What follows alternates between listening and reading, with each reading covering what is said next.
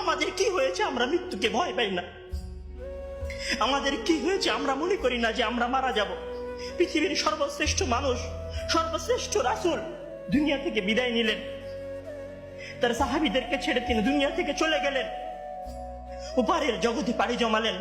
আমাদের কি হয়েছে যে আমরা বিশ্বাস করতে চাই না, আমরা প্রস্তুতি গ্রহণ করি না মৃত্যুর জন্য?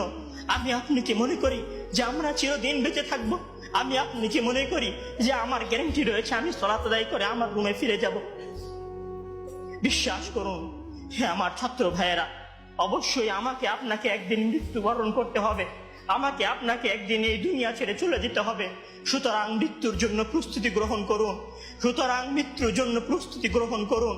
সেই দিন আসার পূর্বে, যেই দিন মৃত্যু আপনার দরবারে উপস্থিত হবে এবং মহান আল্লাহ তাআলাকে আপনি বলবেন, হে আল্লাহ, আমাকে স্বল্প একটু সময় দিন, আমাকে স্বল্প একটু সময়